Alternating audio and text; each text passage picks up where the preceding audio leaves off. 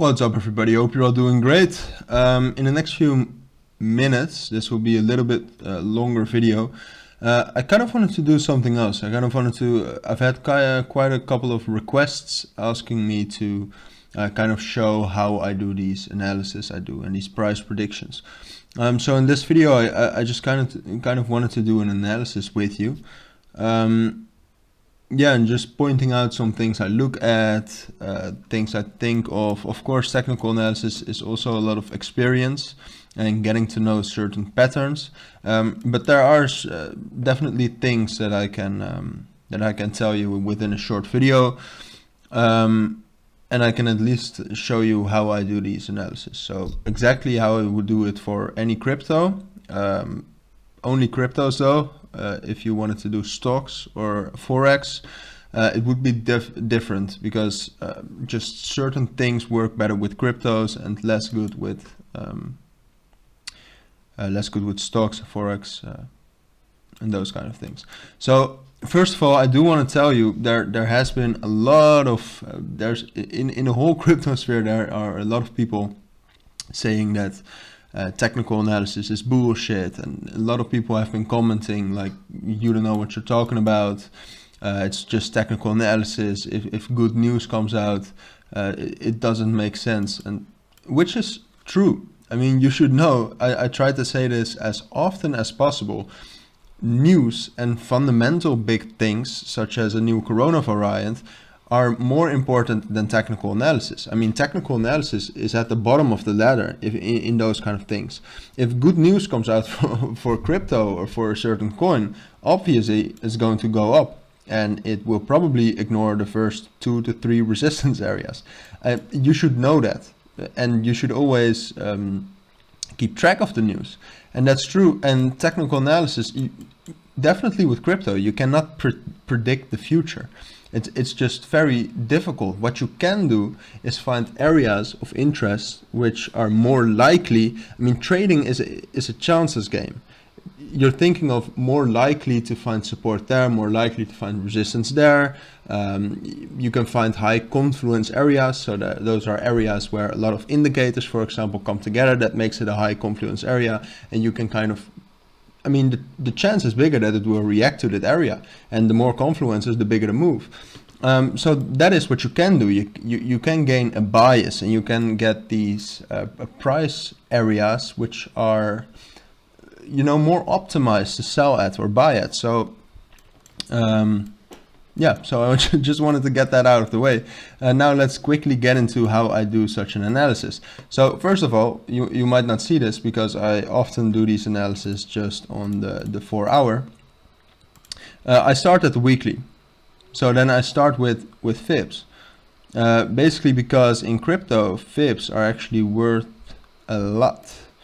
They are the strongest thing there is because fibs drive with volume. And in the crypto markets, often there is a lot of volume. So let me just put out a couple of these. So yeah, it's difficult because there are certain conditions I need these fibs to meet. For example, like if I draw this fib, you can see the price retraces to a little bit over the 382. If it would have retraced to the 0.5, I wouldn't have dragged it any further, because if it retraces back to more than 0.5, I have a better one right here. So from here to here, there it hits the 236 fib, then you can draw it up. But here you can actually see that it goes through the 0.5. If it goes through the 0.5, I'm actually not going to extend it all the way up to the top, because then, you know, those are conditions, and based upon research you can find that those cryptos are the most reliable things. But I think that's better to keep that for another video. So I start at the weekly with fibs, and I also wanted to say to you that I have these EMAs. I have 4 different ones. Time period 200, based upon candle close, 100, 50, and 28. They're color coded. Those are for support and resistance, so gaining confluence areas, but also to gain a sense of the trend. Obviously they are lagging, Not if you use them for support and resistance, but they are lagging, as in the trend will obviously first reverse and then afterwards you will see the EMAs. But here you can see that if all of the EMAs are under the price, it's actually quite bullish, or it's in an uptrend, and those kind of things you can use. So now we're actually seeing that the EMAs are kind of going sideways, which could be a signal that we are actually going down, and we are. If you haven't noticed yet, if they're going sideways, price will consolidate. But yeah, still the price is above the 200 EMA. So if we're really zooming out, it's still bullish.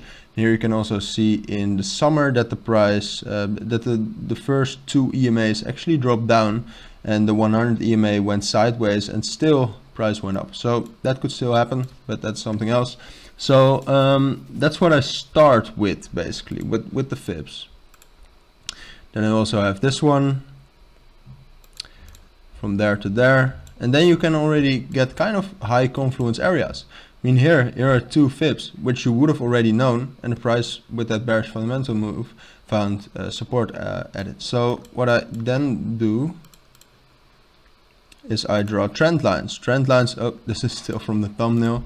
Trend lines are important also to gain confluences and less to determine trend. I mean, trend lines are more like good entry points most of the time. So I just put a start like at the I mean the longest ago, or I try to. Then I kind of just check tops, connect them with each other. That's really something you become good at. I mean, I would advise you to check some courses on babypips.com. It's more of a Forex course, but still there are some good things to learn about all kinds of indicators and price action. So yeah, I'd advise you to, if you really want to trade, and day trading, I mean, I'd advise against it. It's really a full-time job, and a lot of people are promised a lot of money, and it just is not that easy. I'm talking out of experience. I'm still doing it, or kind of within a swing trading strategy, just because I have other things I want to do in life as well, and day trading really is a full-time job. But yeah, let's get right into the video again. So I draw these trend lines. Like, it's quite easy. You only need the real the strong ones. So on the daily, the higher the time frame, the stronger the things are. So fibs on the daily are stronger than the 4-hour. Trend lines on the daily are stronger than the 4-hour, and those on weekly are stronger than the daily. So then you can already see, like, here the price is actually struggling to get through, because this is the break retest of this trend line.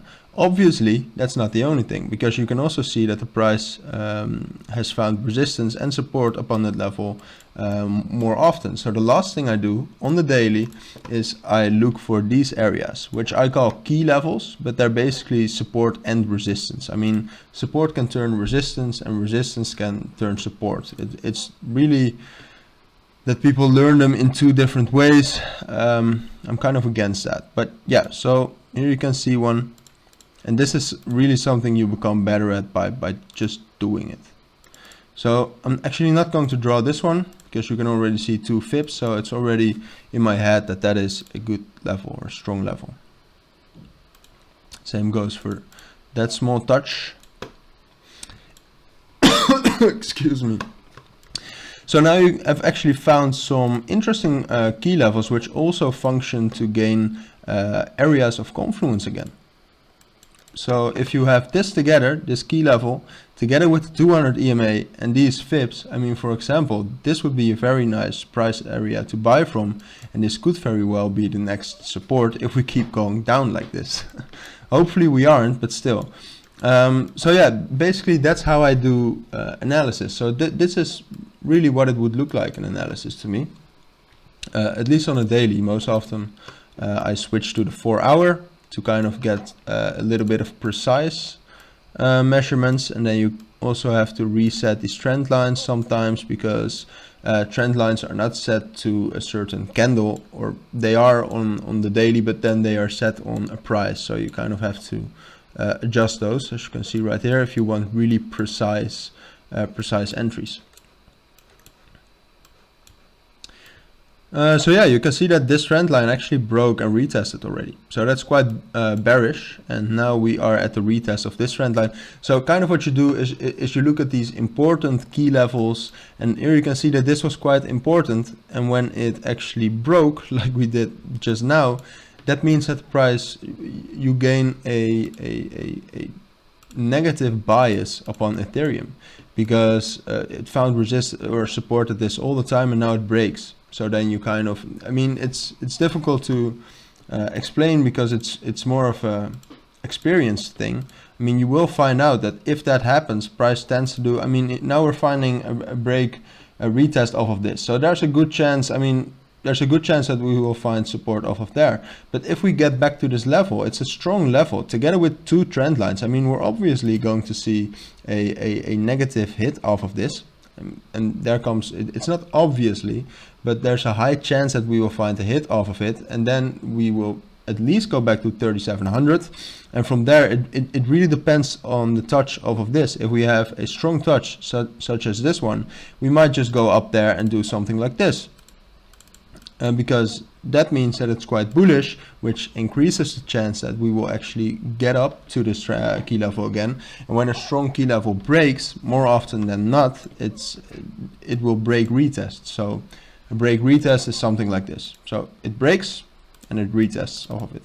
But again, that's really just chances, because more often when I do these analysis, I also say, like, if it does break, I'll become more bullish, just because if the price manages to break through that, I mean, that means that there is not a lot of seller pressure at that level, or there is a lot of buyer pressure and momentum, and then we might see something like this at least. But there, I want to stress again, there is no certainty in trading. It's just a chances game, and that's why I always try to give you multiple scenarios with conditions. And yeah, guys, I just advise you to do these things. You can just look them up, tradingview.com. You press at the right here, you click the plus, you want something like Ethereum, you look up the ticker, and then what I have is the Binance, Ethereum against USDT, just because, and that's, I just wanted to tell you that as well, just because if you look at this and the volume of Ethereum traded on all the exchanges, you can actually see that the most volume is on Ethereum against USDT. So that's the most reliable thing. But that's how I do these analyses, and this will be a video that will be too short to actually explain everything. So if you have any questions about this video, about how I analyze, about certain market structures, please let me know, because it's really more difficult than you think, or it's more difficult than I could explain in this video. You also, for example, have the 4000, that's a psychological support level. I'd really advise you to, if you really want to get into trading, look up babypips.com, check out the courses, at least on technical indicators and price action indicators, price action things. And then you at least have some more knowledge. I think there are good videos on YouTube as well, but there's just a lot on YouTube of how to get rich quick and stuff. And that sucks for people who just want to learn something. But one thing you definitely can do now is at least set some Fibonacci's, get these key levels in place. Then you at least have some areas with high confluences, so there's a bigger chance that it will find support. So if you want to buy, if you want to sell, you could just place your sell limit a little bit under there if you think that that's a good sell area for you. I mean, you also always have to think about what's best for you. And for example, if you want to buy a crypto, you can set a buy limit a little bit above a level you think is strong, and then there is a chance that you will miss the bull run of that crypto, but that's part of the game. So yeah, that's basically this short a short introduction to doing a technical analysis yourself on crypto, especially. Yeah, I could make this a short little series explaining some things more into depth, some formations, some different indicators. So if you want that, please let me know down in the comments. As I said earlier, if you want If you have any questions, please let me know down in the comments.